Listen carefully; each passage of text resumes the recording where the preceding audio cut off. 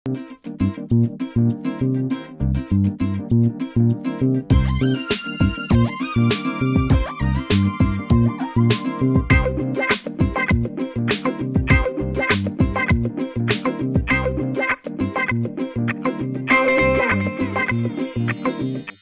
देर अस्सलाम वालेकुम। आज 42 के साथ आपकी मेज़बान ज़या मलिक। पाकिस्तान की अक़लियतों का पाकिस्तान की तरक्की में हमेशा से बहुत अहम किरदार रहा है और पाकिस्तान की अक़लियतों की नुमाइंदगी पाकिस्तानी झंडे में सफ़ेद रंग से की जाती है। सफ़ेद रंग ये रिप्रेजेंट करता है कि पाकिस्तान की अक़लियतें पाकिस्तान का एक बहुत बड़ा हिस्सा हैं।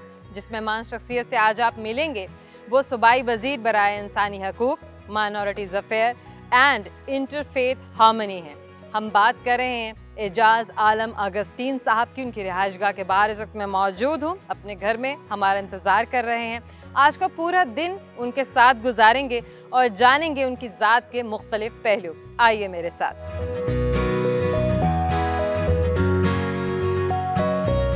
अस्सलाम वालेकुम। जी वालेकुम। कैसे हैं आप?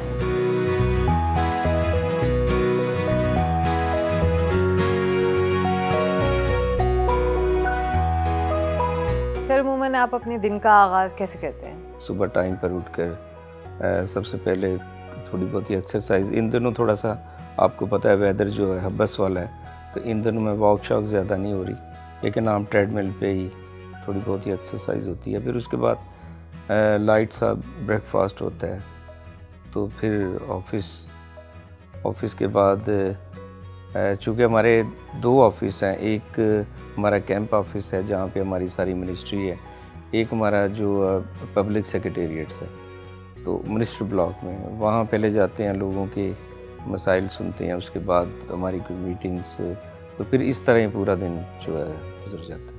सियासत में किस तरह आना हुआ? क्योंकि बाय प्रोफेशन आप किसी और शोबे से ताल्लुक़ रखते हैं, आप इंजीनियरिंग से हैं, आर्किटेक्चर इंजीनियरिंग से हैं, और सियासत में एकदम आ जाना बिल्कुल कुछ मुख्तलिफ सा लगता है। चूँकि ज़ाहिर बात है कि मेरा तो तख्लीकी काम था, मैं तो आर्किटेक्चर के शोबे में था, तो उसके बाद मेरा तल्लुक़ चूँकि उकाड़ा से है, उकाड़ा सिटी से है। अच्छा। तो मेरी स्टडी पहले ही लाहौर से है, डॉन बॉस्को स्कूल से। उसके बाद मैंने कराची से ये इंजीनियरिंग की है, दाऊद इंजीनियरिंग से आर्किटेक्चर्स में। तो उसके बाद मुझे अपनी फैमिली की वजह से उकाड़ा आना पड़ा। अच्छा। तो वहाँ ज़ाहिर फिर हमने वहाँ आर्किटेक्चर का काम शुरू किया। हालांकि उकाड़ा थोड़ा सा उस वक्त एक छोटा शहर था, तो उसके बाद फिर आहिस्ता आहिस्ता हमने जब अपने गिरदोनवा में देखा, मेरे एक अजीज़ जो पॉलिटिक्स में थे, तो हम उनकी कैंपेन करते थे, तो फिर ख़ुद भी हुआ। तो फिर मैं पहली दफ़ा जो 96 में जो है मेंबर डिस्ट्रिक्ट काउंसिल बना, तो फिर उसके बाद फिर 2002 में इसी तरह यहाँ से स्टार्ट हो गया पॉलिटिक्स। अगर आप सियासत में ना आते तो आपने सियासत के अलावा किसी और शोबे में जाने के बारे में भी सोचा था? नहीं, देखें, शोबा जो मेरा बिज़नेस है, जो मैं अपना प्रोफेशनल जो मेरी स्किल है, वो तो एज ए आर्किटेक्ट है, तो मैं तो आर्किटेक्ट भी हूँ। तो मैंने अभी भी जो अपना बिज़नेस नहीं छोड़ा। अच्छा। तो अभी भी मेरा ऑफिस वहाँ पे मौजूद है। सियासत ना होता तो फिर मैं आर्किटेक्ट होता, तो अभी भी जो कि दोनों चीज़ें साथ साथ चल रही हैं। सर, आप क्या समझते हैं कि आप किस हद तक अपनी कम्युनिटी के मसाइल को हल करने में कामयाब रहे हैं? देखिए, मैंने 12 सितंबर 2018 को ओथ लिया था, और उससे लेकर आज हमें 2 साल हो गए हैं, 2 साल होने को है। तो हमारी हुकूमत में आने के बाद हमने इन 2 सालों में जो पिछले हमारी लोगों के 70 साल के मुतालबात थे, वो पूरे किए। तो हमने सबसे बड़ा जो काम किया है, हमने आकर कि हमने हायर एजुकेशंस में कोटा लेकर दिया माइनॉरिटीज़ को, जो कि मैं समझता हूँ कि पाकिस्तान की तारीख में ये एक माइलस्टोन है। और ये हम फिर इंटरनेशनल्स भी लोग हमसे यही कहते थे, क्योंकि हमारे पास जॉब कोटा था 5%। उस जॉब कोटा में हमारी 70% जो सीट्स थी वो कैरी फॉरवर्ड हो जाती थी। उसकी बुनियादी ये वजह थी कि हम छोटी जॉब्स तो फिल कर लेते थे, लेकिन जो हायर फैंसी जॉब्स थी वो नहीं फिल हो सकती थी, उसकी वजह से कि हमारे पास हायर एजुकेशन की लॉट नहीं मौजूद। तो फिर बड़ी रिसर्च के बाद पता चला कि जब तक हायर एजुकेशन में कोटा ना हम हासिल कर सके तो हमारी जो माइनॉरिटी है, रिलीजियस माइनॉरिटी है, वो सफ़र करती रहेगी और ये इसी तरह ही होता रहेगा। बिल्कुल। तो फिर हमने ये बड़ा खुदा का शुक्र है कि पाकिस्तान तहरीक इंसाफ की हुकूमत में आकर ये हमने हासिल कर लिया है, और मुझे उम्मीद है कि अगले 5 साल में जो माइनॉरिटी की सूरत हाल है वो ज़रा मुख्तलिफ हो। सर, हमारे मुल्क में अक़लियतों के ज़्यादातर मसाइल क्या हैं या बड़े मसाइल क्या हैं? देखें, सबसे बड़ी बात है कि हमारे लोगों को यही होता था कि उनके साथ कहीं डिस्क्रिमिनेशन हो रही है, उनके साथ जो है उनको इंटरटेन नहीं किया जा रहा है किसी जॉब्स में।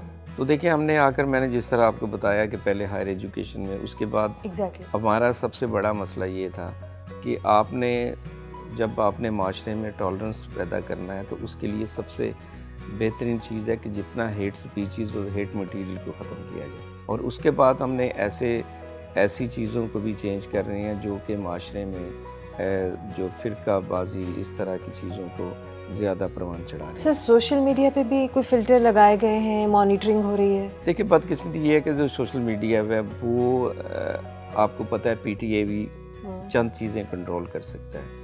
उसमें हमें ज़ाहिर बात है कि दुनिया के साथ हम लिंक हैं, तो इसलिए जब तक आप गूगल्स और दूसरे जो अदारे हैं उनके साथ अटैच नहीं होंगे। लेकिन ये अभी जिस तरह सोशल मीडिया पे जिस तरह का तूफ़ान उठा हुआ है, मुझे उम्मीद है कि अभी थोड़े दिन पहले इस पे बात कैबिनेट में भी हो चुकी है, और मेरे ख्याल में इस पे कोई फ़िल्टर लगना भी चाहिए और लगेगा भी। डेफिनेटली। तीसरा मैं आपको कहना चाहता हूँ कि अब जो हमारे जो माइनॉरिटी के लोग इस्लामिक स्टडी के मुकाबले में एथिक्स की बुक पढ़ते थे, अब उसमें ये था कि वो एथिक्स की बुक में, अब ज़ाहिर है इस्लामिक स्टडी के मुकाबले में अगर कोई क्रिश्चियन बच्चा एथिक्स को पढ़ेगा तो उसको उसकी दीनी तालीम के बारे में पता होना चाहिए। लेकिन वो जो बुक है एथिक्स में, उसमें कुछ भी नहीं था। अच्छा।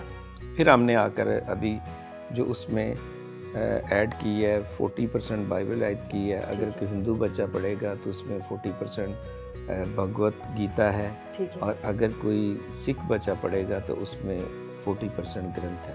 तो ये हमने इसमें किया। फिर हम जो रिलीजियस टूरिज़म का कर रहे हैं, हम दोनों जो चर्च हैं मेन, हमारे कैथीड्रल जिनकी 150 साल तारीख़ है, उनको स्टेट ऑफ द आर्ट बना रहे हैं, ताकि जब टूरिस्ट यहाँ पे आएँ तो हम उनको दिखा सकें कि हमारे पास क्या क्या एसेट्स हैं, क्या क्या हमारे पास हेरिटेज है।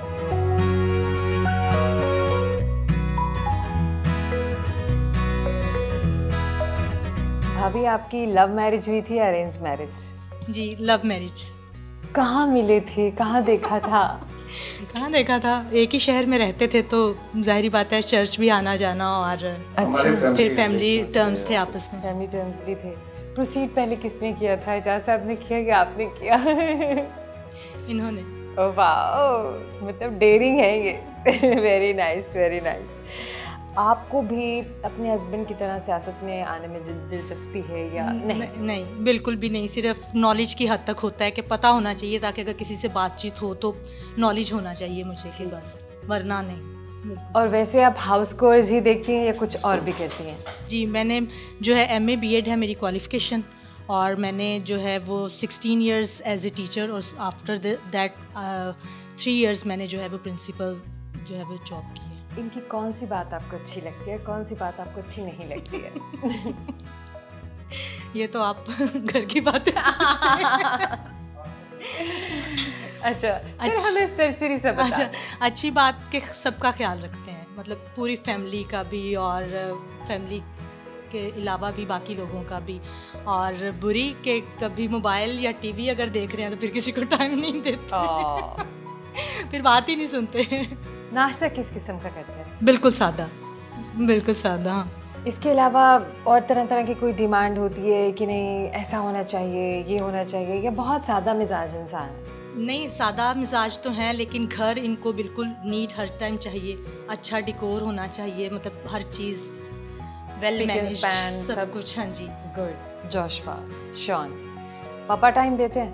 टाइम ज़ाहिर बात है, टाइम तो होता नहीं है, लेकिन जब होता है तो फिर पूरा देते हैं टाइम। अच्छा जी। कहीं बाहर फन करने जाते हैं या घर में ही वक्त गुजारना जो है वो अच्छा लगता है आप लोगों को?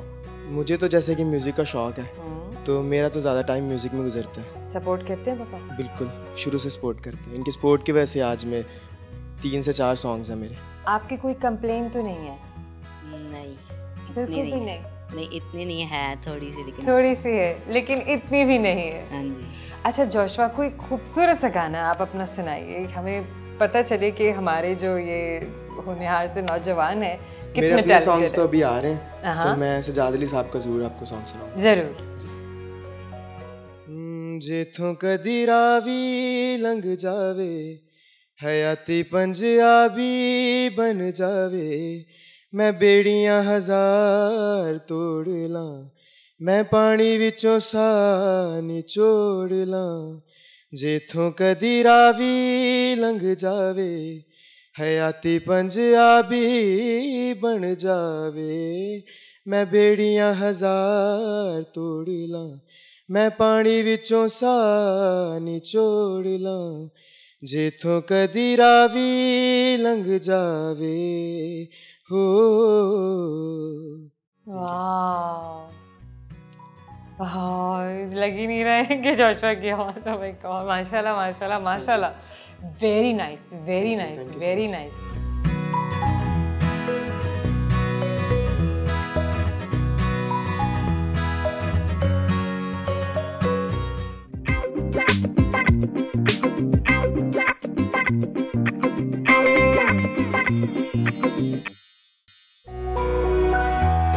अपने ऑफिस के लिए रवाना हुए।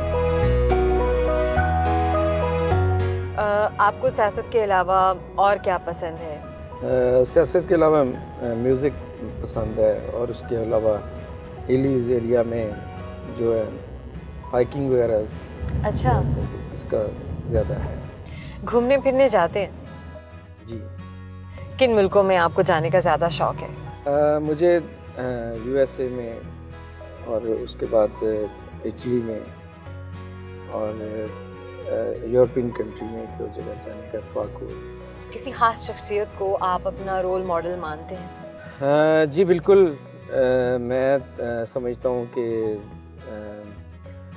मेरे वालिद मेरे लिए बड़े रोल मॉडल थे, क्योंकि उन्होंने बड़ी मेहनत की, और वो अकेले ही कमाने वाले थे, और हम तकरीबन 6 बहन भाई। तो उन्होंने पहले उन पे ये बोझ था कि उनकी वो 5 बहनों के अकेले भाई थे, तो उन्होंने बड़ी स्ट्रगल के बाद उनकी शादियां सारा कुछ किया। तो उसके बाद फिर उनकी अपने जो बच्चे जैसे हम थे, तो हमारे लिए भी उन्होंने बड़ी स्ट्रगल की। तो मैं उनकी इस स्ट्रगल्स पे जो उन्होंने हमारे लिए मेहनत की और हमें इस मुकाम तक पहुंचाया, तो डेफिनेटली वो मेरे लिए रोल मॉडल की इसके। बचपन में दोस्त ज़रूर होंगे, आप खेलते भी होंगे? बिल्कुल ज़रूर जी। कैसा था बचपन? देखिए आजकल का चूँकि आपको पता है कि कंप्यूटराइज डिजिटलाइज दौर है, तो लेकिन हमारे टाइम में तो बड़ा हमारे वक्त में तो पूरे मोहल्ले में एक घर में टीवी होता था। तो हम तो वो तो सारा दिन हमें भगा के उनके काम हम सबसे ज़्यादा करते थे, जिनके घर टीवी होता था, इसलिए कि शाम को उनके घर बैठना है, टीवी देखने जाना है। तो लेकिन मतलब दैट वाज ये भी खूबसूरती थी बिल्कुल वक्त की, उस वक्त की। बचपन के दोस्त आज भी आपसे मिलते हैं? जी हाँ, जो मेरे बचपन के दोस्त हैं जिनके साथ मेरा सारा बचपन गुजरा, वो आज भी हम कभी कभी इकट्ठे होते हैं, तो बहुत ज़्यादा हम पुरानी बातों को याद करके बहुत एंजॉय करते हैं।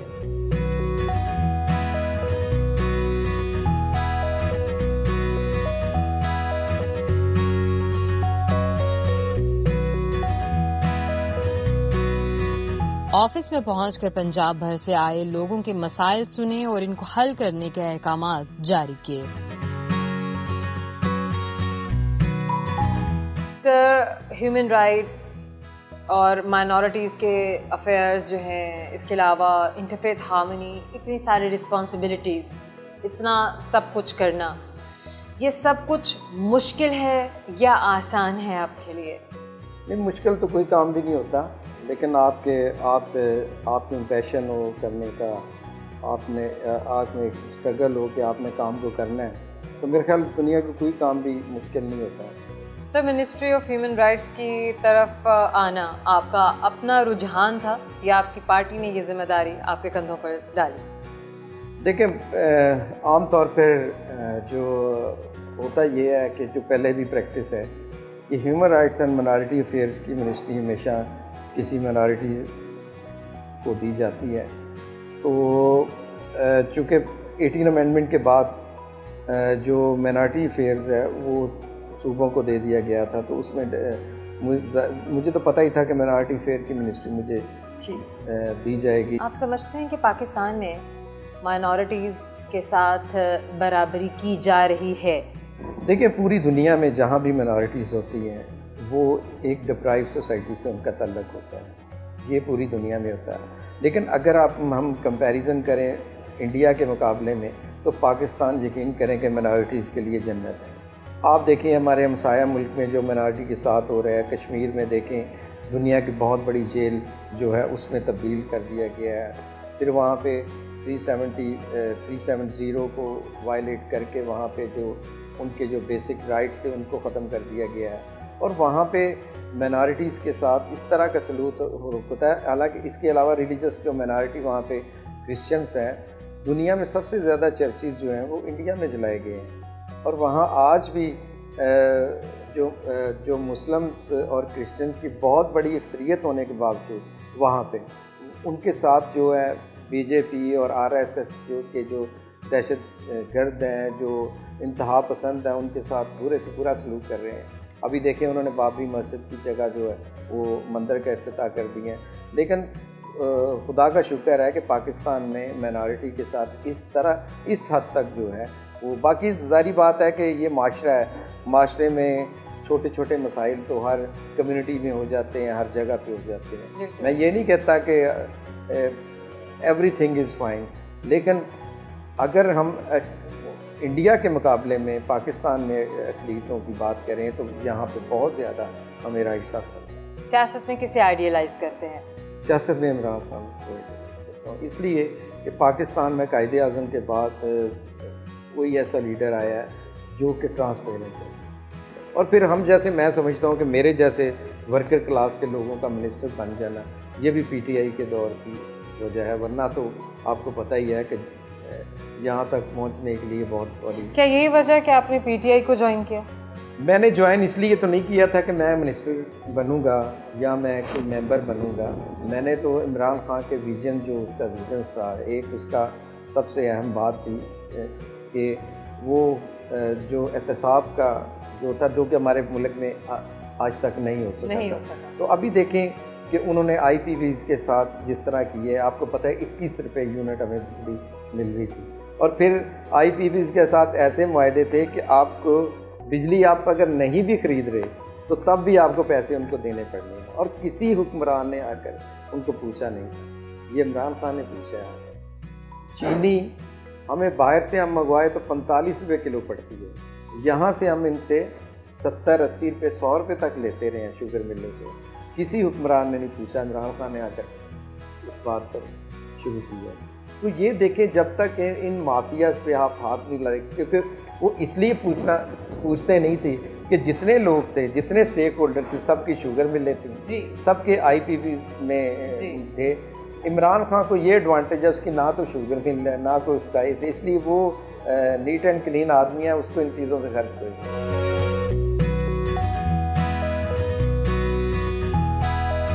ऑफिस से हम सेक्रेड हार्ट कैथेड्रल चर्च रवाना हुए।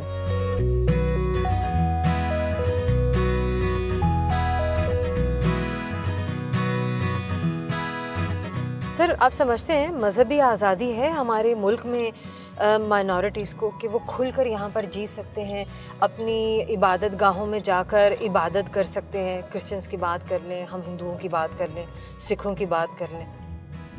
बिल्कुल देखें, जब 11 अगस्त 1947 को कायद-ए-आज़म की जो उन्होंने दस्तूर असम्बली में जो स्पीच की थी, उन्होंने सबसे पहली जो बात की थी वो डाइवर्सिटी की थी, मसावात की थी कि आप फ्री हैं पाकिस्तान में मस्जिद में जाने के लिए, चर्चेस में जाने के लिए, मंदिर में जाने के लिए। तो वो कायद-ए-आज़म का जो पाकिस्तान का जिसका ख्वाब अल्लामा इकबाल ने और देखा और फिर इसके बाद पाकिस्तान मर्द वजूद में आया, उसमें हमारी जो मिनॉरिटीज़ के लोग थे उन्होंने बहुत ज़्यादा कायद-ए-आज़म का साथ दिया। और आपको पता है कि डिसाइडिंग वोट जो है वो मिनॉरिटी के थे, जिन्होंने मिलकर पाकिस्तान में। और एक ही बात है, हालांकि उस वक्त देखें वहाँ उस तरफ मेजॉरिटीज़ मुस्लिम उधर रह गए थे, लेकिन मिनॉरिटी के लोग जो थे, स्पेशली जो रिलीजियस मिनॉरिटी क्रिश्चियंस हैं, वो बहुत बड़ी तादाद में पाकिस्तान में आकर आबाद हुए थे।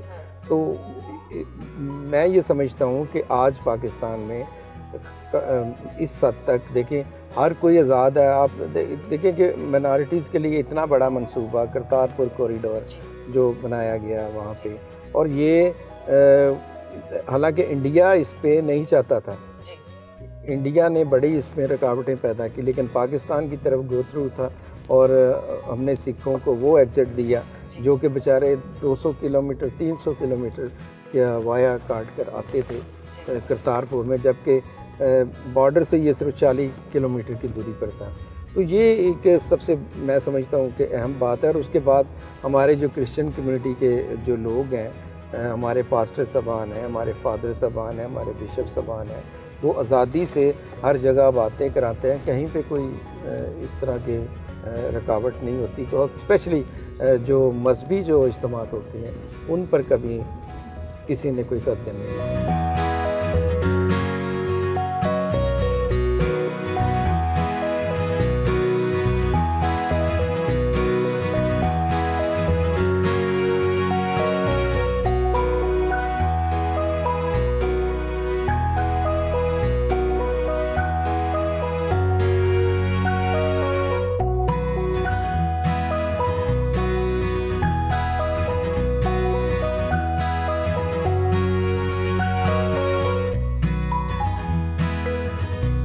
चर्च से हमको एजाज आलम साहब अपने दोस्त चेयरमैन बैतुल माल मलिक आजम के घर पर लेकर गए।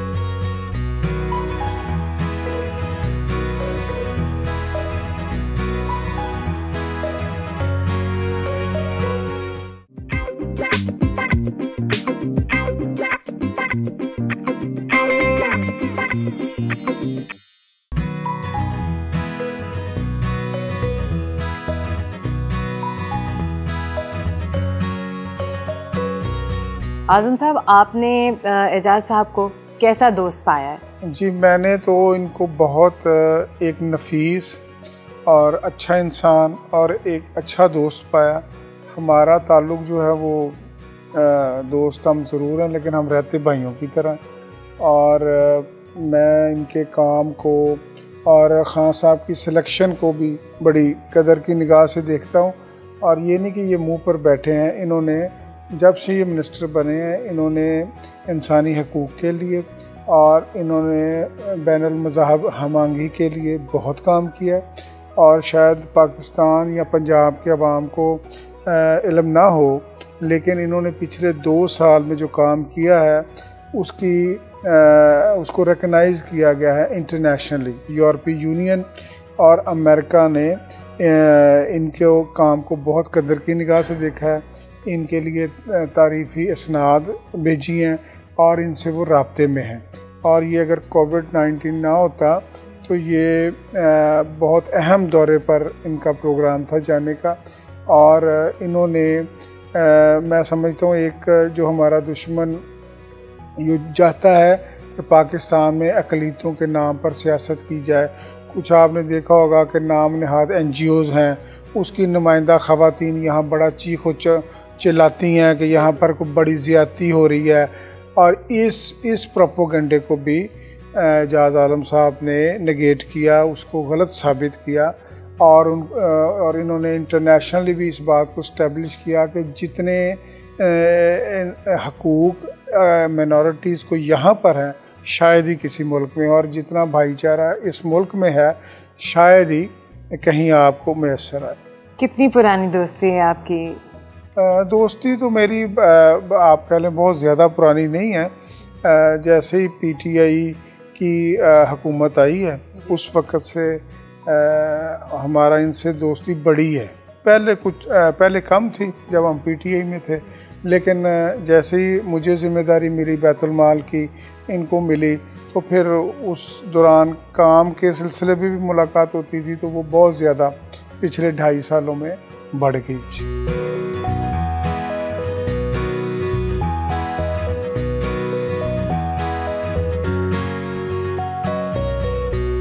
दोपहर का खाना अपने दोस्त चेयरमैन बैतुल माल मलिक आजम के घर पर खाया।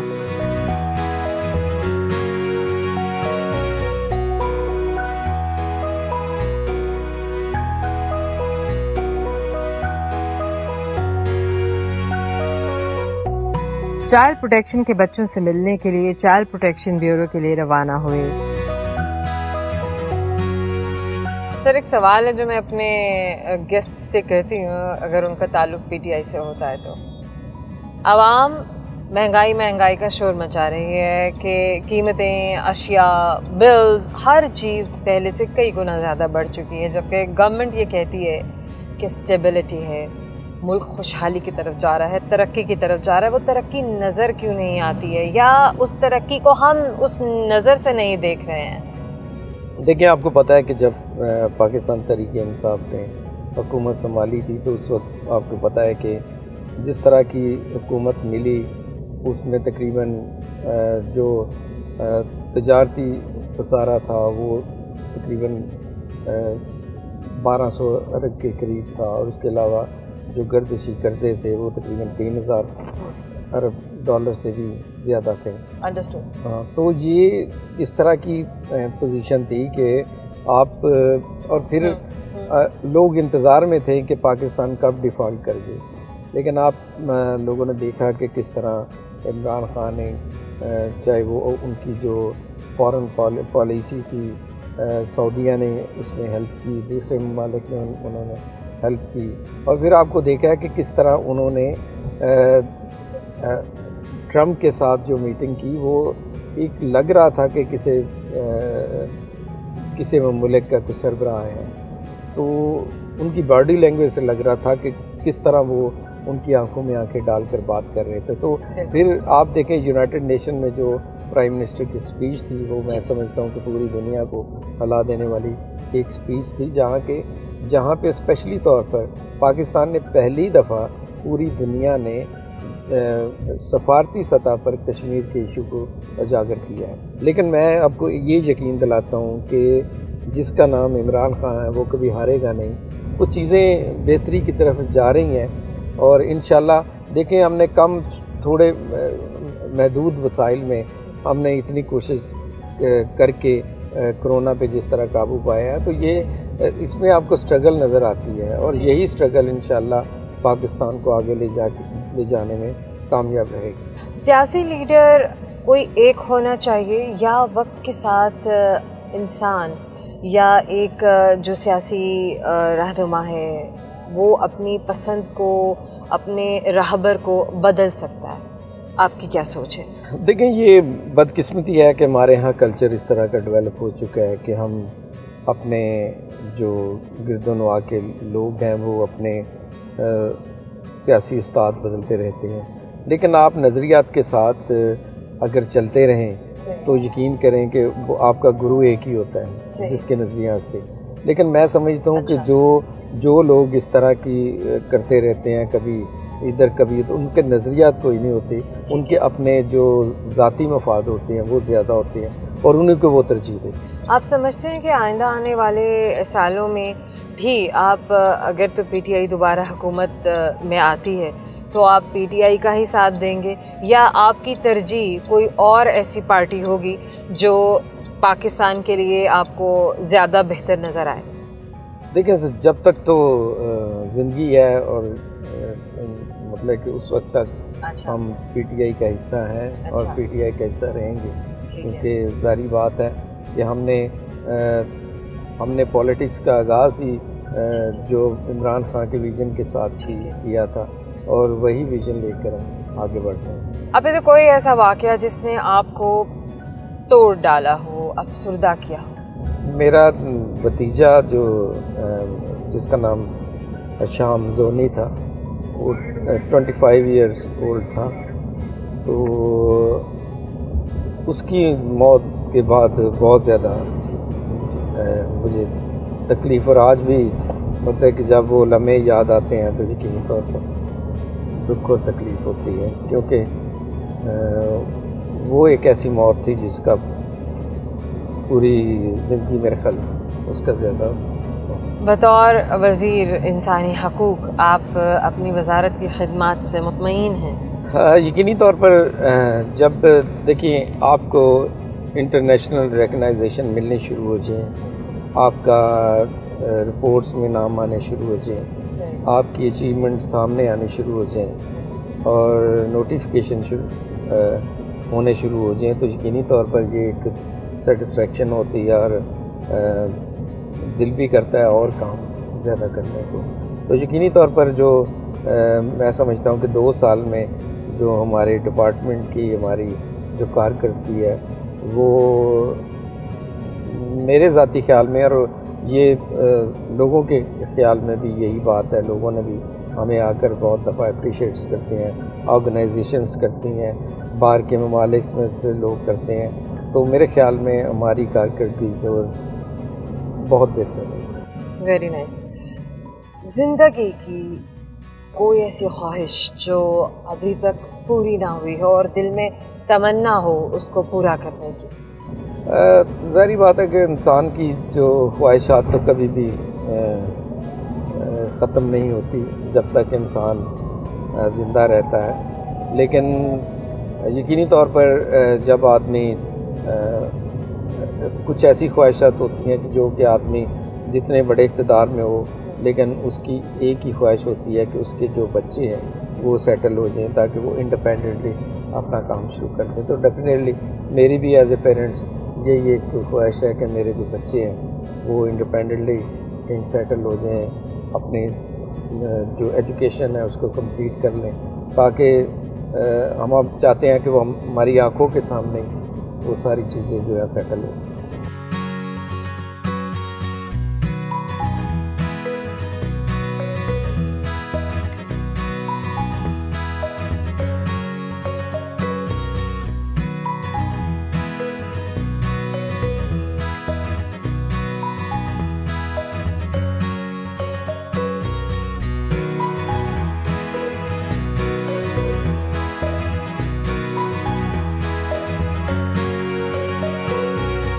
Thank you so much sir, thank you so much.